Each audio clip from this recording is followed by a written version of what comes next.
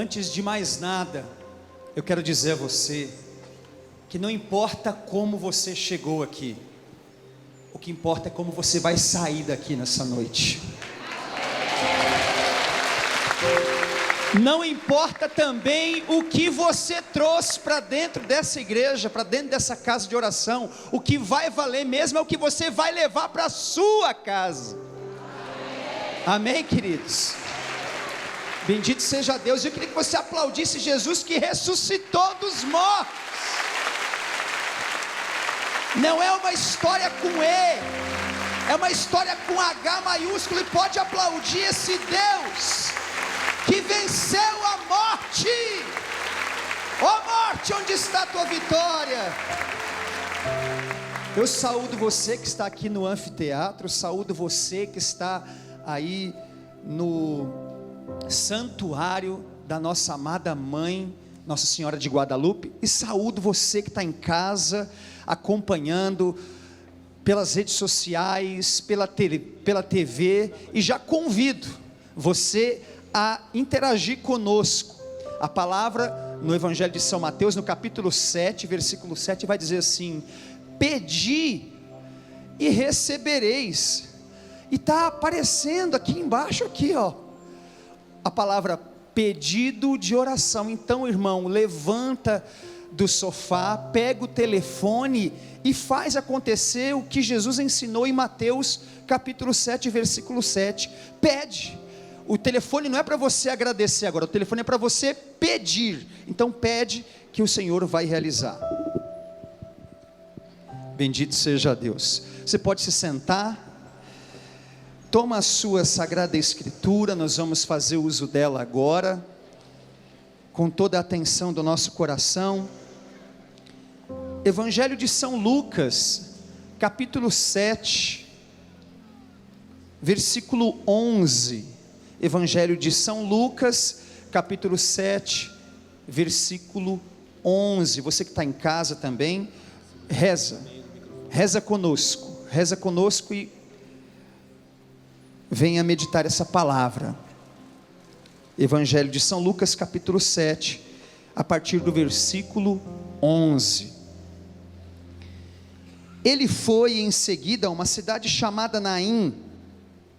Seus discípulos e numerosa multidão caminhavam com ele. Ao se aproximar da porta da cidade, coincidiu que levavam a enterrar um morto, filho único de mãe viúva, e grande multidão da cidade estava com ela. O Senhor, ao vê-la, ficou comovido e disse-lhe: não chores. Depois, aproximando-se, tocou o esquife, e os que o carregavam pararam. Disse Jesus então: jovem, eu te ordeno, levanta-te. E o morto sentou-se e começou a falar, e Jesus o entregou à sua mãe. Palavra da salvação. Glória a vós, Senhor. Dá um beijo bem apaixonado aí na sua palavra. Boa noite, Brasil. Boa noite, TV Evangelizar. Eu me chamo Evandro Nunes, eu sou casado com a mulher que a cada dia que passa está mais apaixonada por mim. Algumas pessoas se atreveram a rir entendendo que eu estou contando uma piada, mas não é piada, é verdade. Mas também a cada dia que passa eu sou mais apaixonado por ela.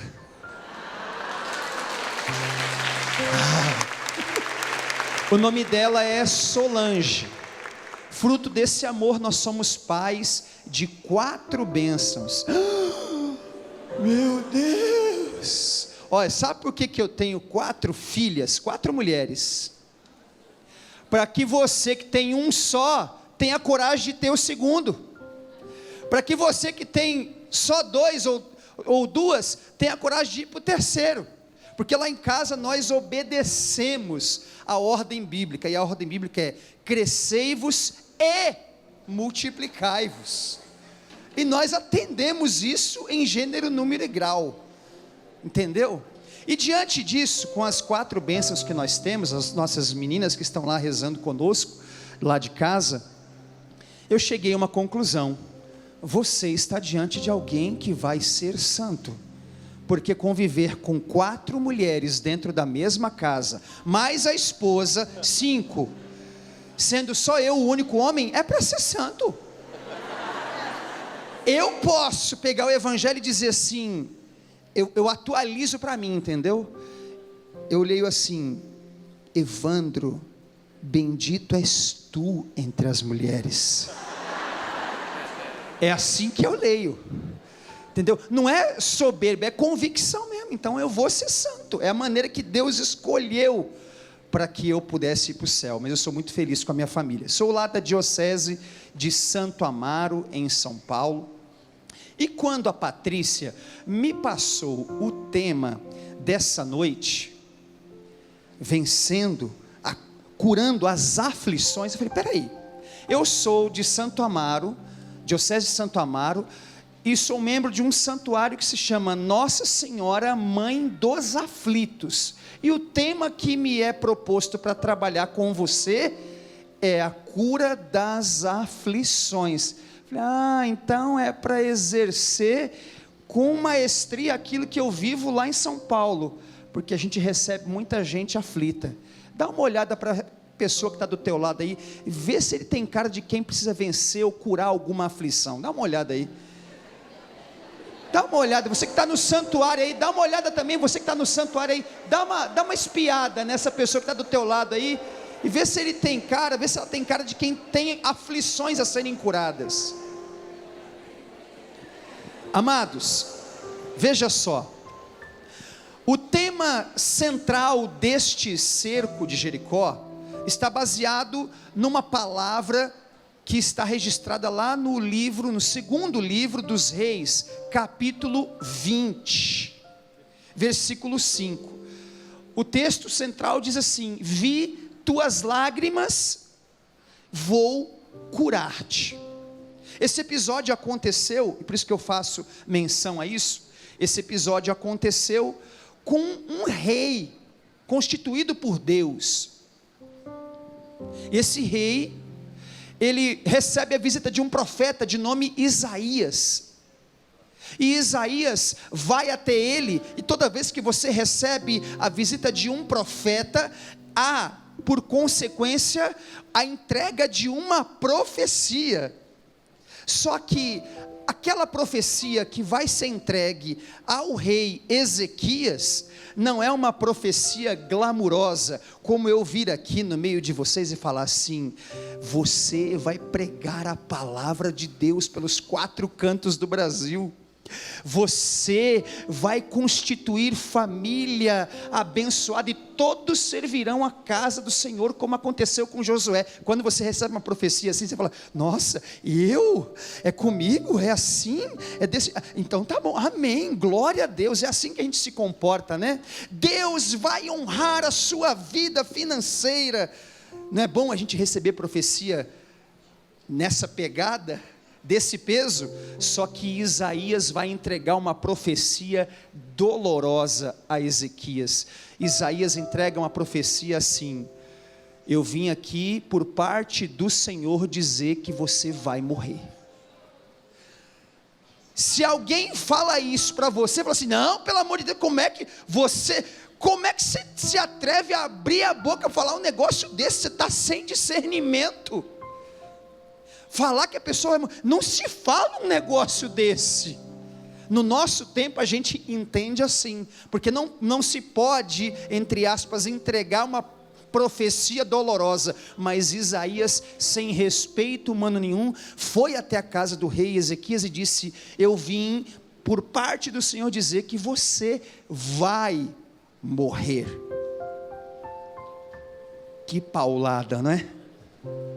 Mas no mesmo instante que Isaías entrega a profecia a Ezequias, Ezequias vai para a parede.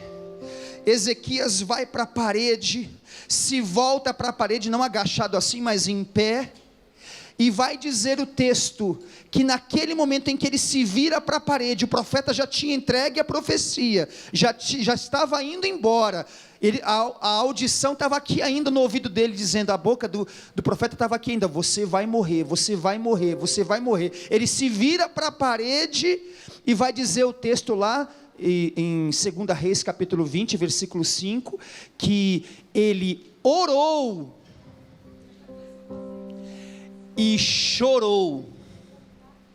E nesse momento, quando ele ora e chora, Deus na mesma hora interrompe a ida do profeta, fala, volta e diga para ele que eu estou acrescentando mais 15 anos da vida dele.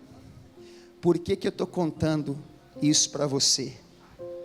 Aflição foi exatamente isso que viveu o rei Ezequias. A gente fala, estou aflito, mas o que é a aflição? É um sentimento. A aflição não dá aqui, na cabeça. A aflição acontece aqui. É um sentimento de persistente agonia, de persistente dor, de persistente angústia, que afeta diretamente a sua vida. E isso estava afetando a vida daquele homem. Só que disse o texto lá, e o tema aqui, vi tuas lágrimas, por isso vou curar-te, que Ezequias primeiro reza, ele faz uma prece, e depois chora. Homens e mulheres espirituais, homens e mulheres de fé, choram e oram, mas primeiro oram, depois choram. Por quê? E você que está em casa, também receba essa palavra, porque um homem de fé, ele primeiro ora. Uma mulher de fé, primeiro ora, depois chora, porque ele sabe que a sua lágrima revela a sua fraqueza, mas a sua oração revela a sua força. E aí eu pergunto para você, meu irmão, para você que está rezando conosco, para você que está aí no santuário, você tem primeiro orado e depois chorado? Ou você tem primeiro chorado e depois orado? Ou você então tem olhado a sua vida e tem só chorado e não orado? O cerco de Jericó que nos chamou a estarmos aqui nessa noite, te chama a orar e depois chorar, e chorar no lugar certo, e orar no lugar certo. Chorar no lugar certo é chorar aos pés de Jesus, amém? Amém. Orar no lugar certo é orar a todo momento, em todo lugar, em toda circunstância, em toda situação. E nós estamos diante de uma pedagogia. Você está no cerco de Jericó, e veja a angústia, veja a aflição. Qual que é a pedagogia do cerco de Jericó? Quem está do lado de fora de Jericó não pode entrar, e quem está do lado de dentro de Jericó não pode sair. É angustiante, é muita aflição. É você olhando para a realidade que você tem orado pela sua casa, pelo seu filho, pela rebeldia do seu filho, pelo seu marido, pelo adultério, pelo alcoolismo, pelos vícios, e falar assim, meu Deus, eu não consigo entrar, e ele não está conseguindo sair. É um verdadeiro cerco de Jericó. E nessa hora tem que entrar o quê? Predominantemente a oração. A oração tem que ser mais forte, a oração tem que ser mais intensa que a lágrima. Porque a lágrima, ela vai expressar sim a tua fraqueza, como eu disse, mas é a oração que vai mostrar a tua força. A tua força. Mostra a tua fraqueza, meu irmão, minha irmã, mas mostra também que a tua oração é forte. Mostra a tua fraqueza, mas mostra também que a tua oração alcança milagres. Nesse texto que nós proclamamos, de Lucas capítulo 7, nós estamos diante de uma situação que é a seguinte: Jesus está indo para Jerusalém. Ele entra em Cafarnaum. Diga para a pessoa que está do teu lado, e você que está no santuário, presta atenção, abençoado. Jesus está indo para Jerusalém e entra em Cafarnaum. Quando Jesus entra em Cafarnaum, ele é encontrado por um centurião, um homem que regia um exército que atingia até 100 homens, e um desses homens estava doente na sua casa. E aí você conhece bem a história. Jesus é interrompido ali no trajeto, o centurião fala deste servo dele que está doente, Jesus até se dispõe a ir à casa para curar, e ele fala, não precisa ir lá. Se você daqui, Jesus, der uma ordem, ou como diz a modernidade agora na era da tecnologia, der uma voz de comando, daqui ele vai ser curado lá. Eu estou dizendo para você, em nome de Jesus, que a oração que você está fazendo aqui vai atingir quem está lá na sua casa hoje. E agora? Dá a voz de comando, meu irmão. Dá a voz de comando, minha irmã. Porque nós estamos trabalhando com a fé. E Jesus dá a voz de comando, e aquele servo do centurião é curado. Jesus continua o caminho. Ele quer chegar aonde? Ele quer chegar em Jerusalém. Faltam 200 quilômetros para Jesus chegar em Jerusalém. Só que quando chega o quilômetro 52, quando Jesus percorre 52 quilômetros e não foi de táxi, Jesus não usou aplicativo, não tinha busão, não tinha nada, foi no pevete, foi de pé. Quando Jesus chega a andar 52 quilômetros, Jesus está indo, e ao encontro dele está vindo uma procissão, um cortejo. Disse o texto que a viúva estava indo sepultar o seu único filho.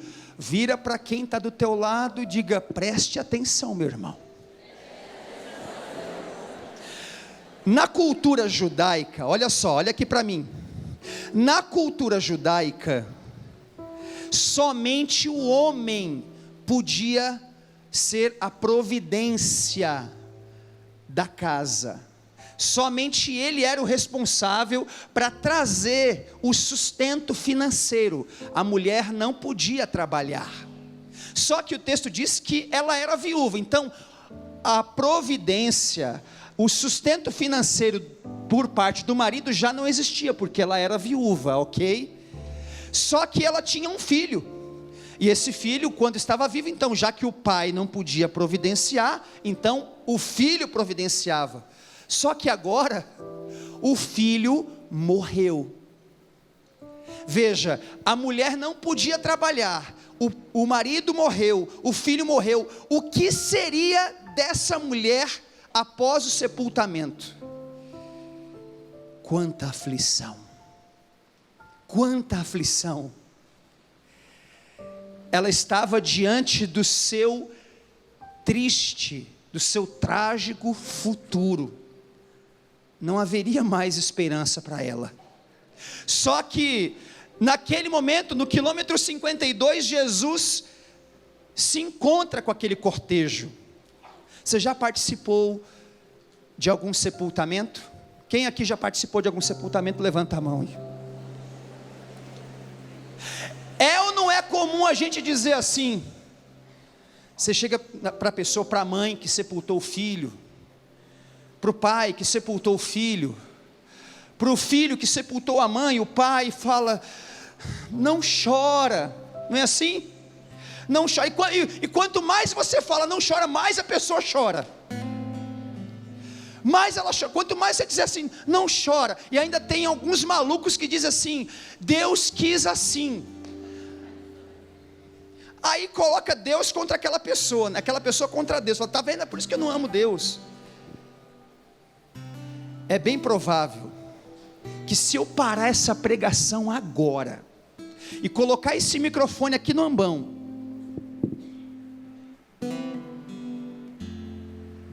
e pedir para essa moça que está cantando, falar assim: vem aqui, pega esse microfone, pedir para ela, vem aqui, pega esse microfone e diga para esse povo, diante das suas aflições, para não chorar.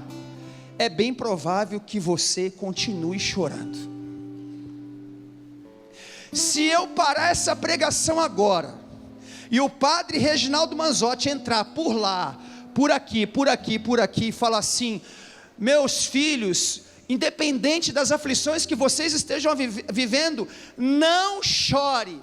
É muito, por mais abençoado que ele seja, é muito provável que você vá continuar chorando.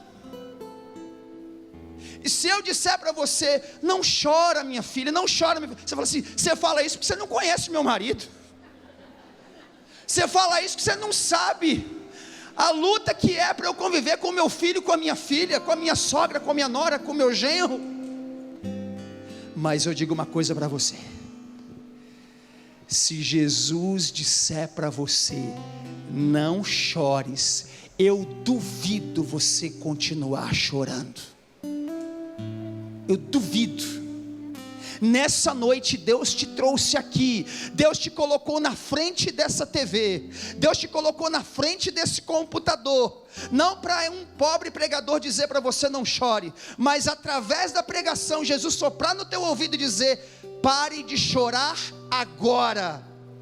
E se Ele disser, e se com a fé, com os ouvidos da fé, você ouvir Ele dizer: não chores, você não volta para sua casa chorando. Você está me entendendo? A sua luta aqui, mais que prestar atenção na pregação, mais que ouvir as canções, é ouvir Jesus dizer para você: não chore, não chore, porque Ele chegou. O luto que estava dominando a terra no sábado foi cessado, porque Ele bateu no peito e disse: eu ressuscitei. Volta para lá, volta para Galileia e diga que eu vou aparecer. Hoje Ele está passando por entre esses bancos, Ele está nesse santuário na casa de sua mãe para dizer: eu voltei para dizer que essa aflição eu vou levar comigo, você não leva ela para sua casa a partir de hoje. Amém?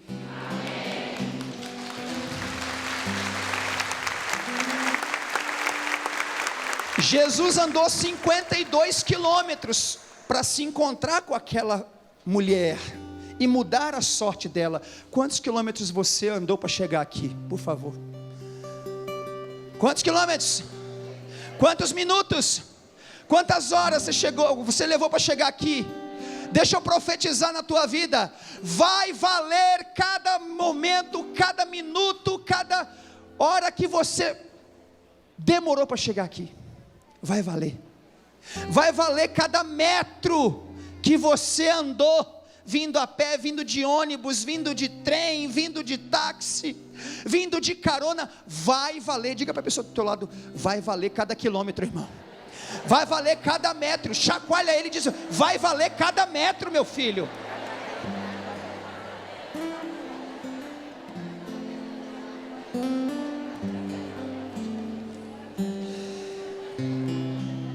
E quando Jesus estava ali, diante daquela aflição,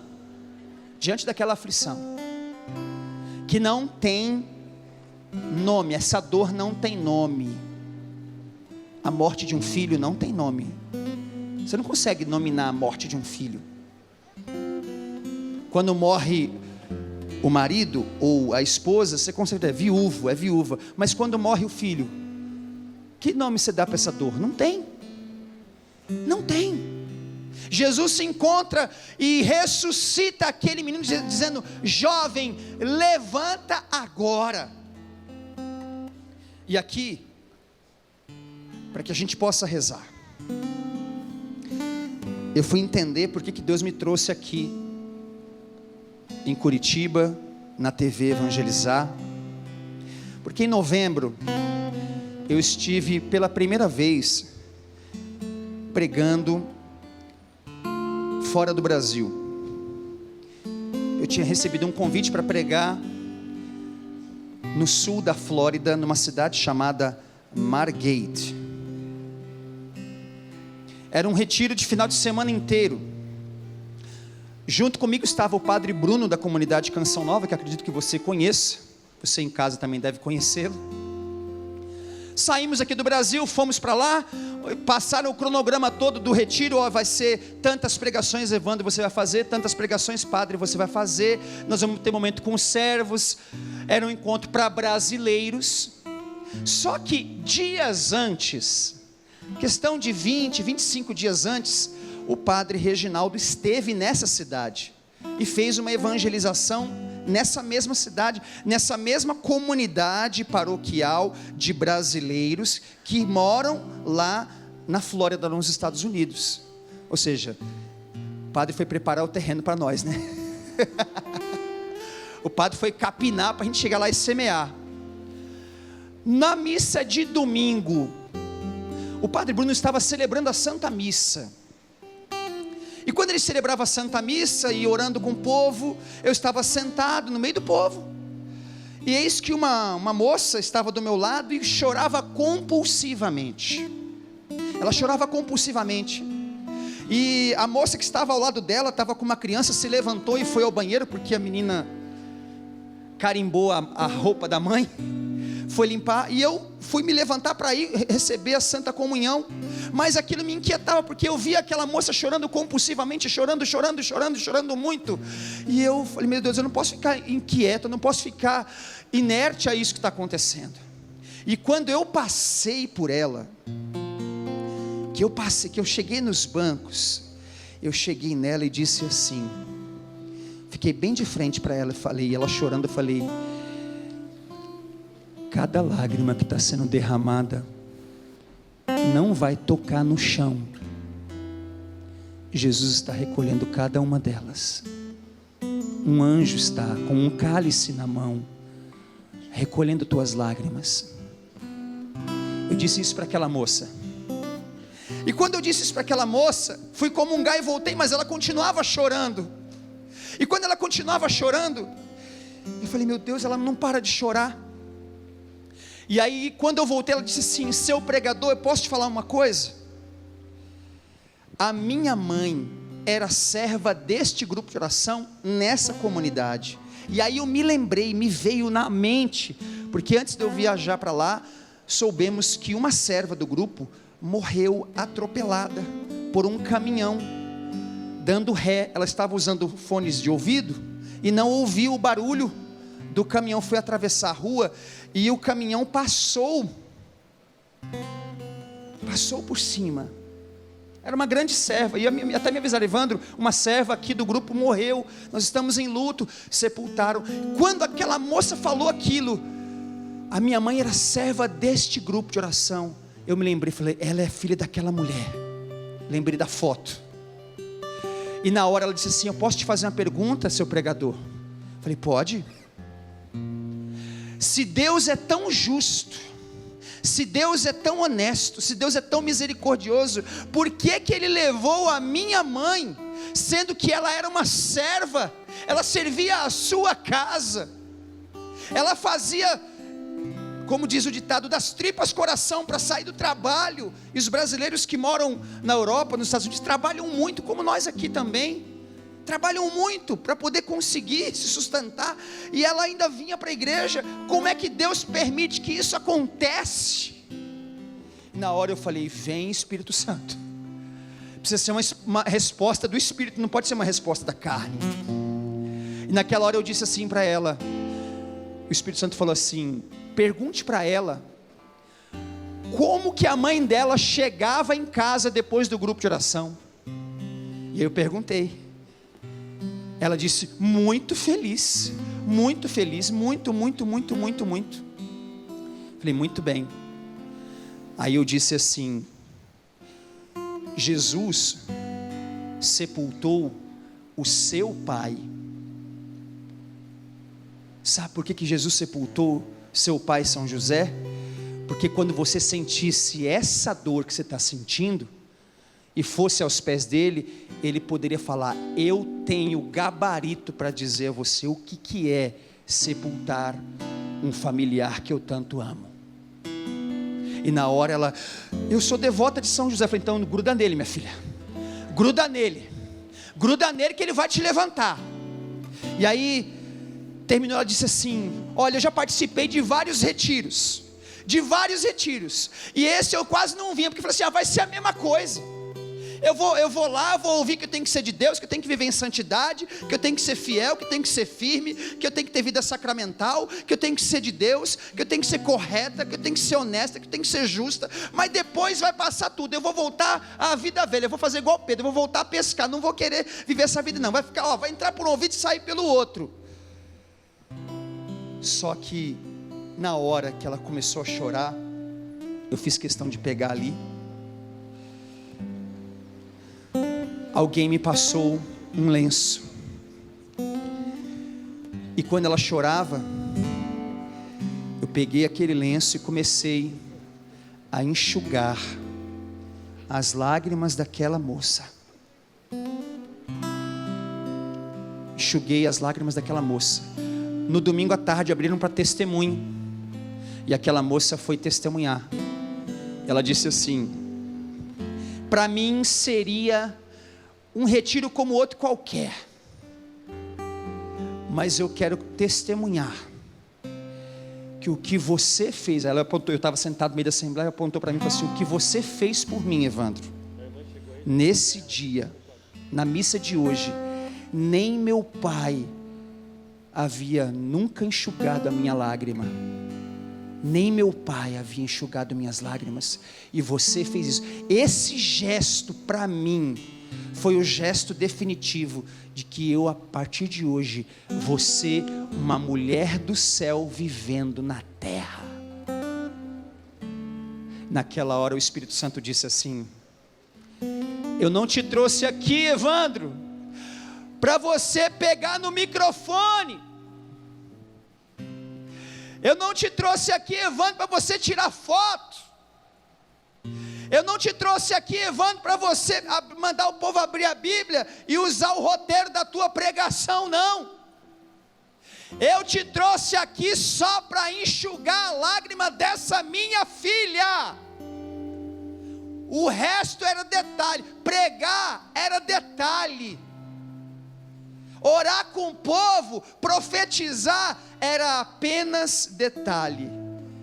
Eu posso voltar aos Estados Unidos mais 380 vezes, mas para mim, o que vai ficar marcado é o dia que eu fui achando que ia pregar para um povo que estava sedento, e na verdade eu fui para enxugar a lágrima de uma menina só, e valeu a pena demais. Valeu a pena demais.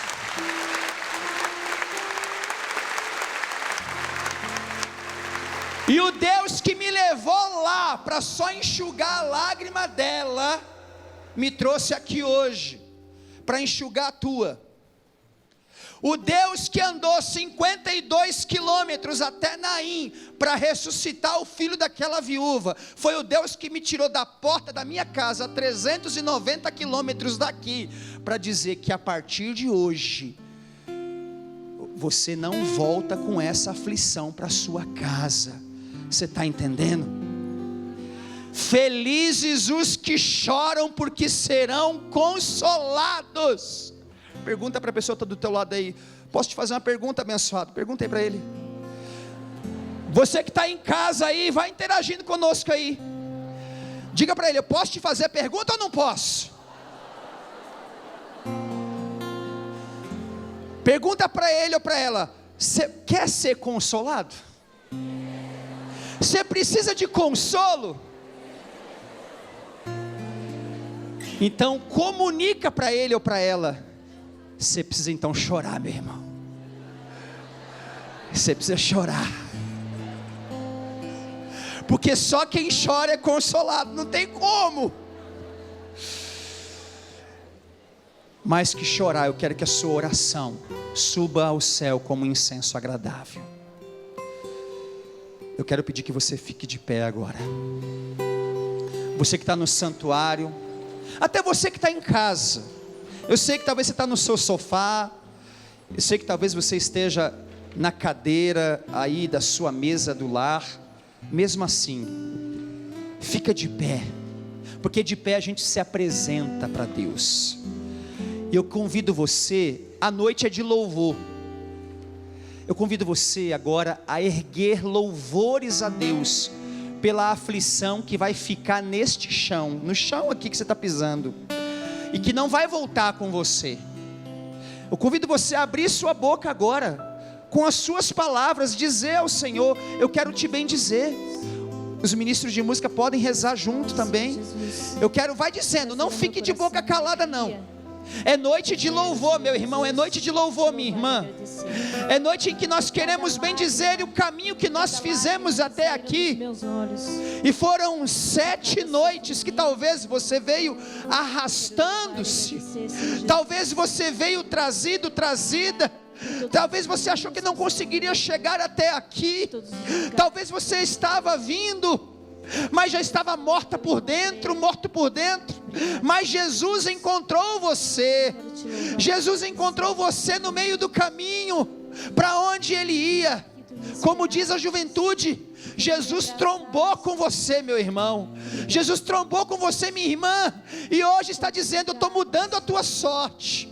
Mas já que Ele está mudando a tua sorte, começa a agradecer, começa a bendizer o nome dEle, começa a glorificar o nome dEle, que fez, não porque você merece, mas porque você precisa para se manter de pé.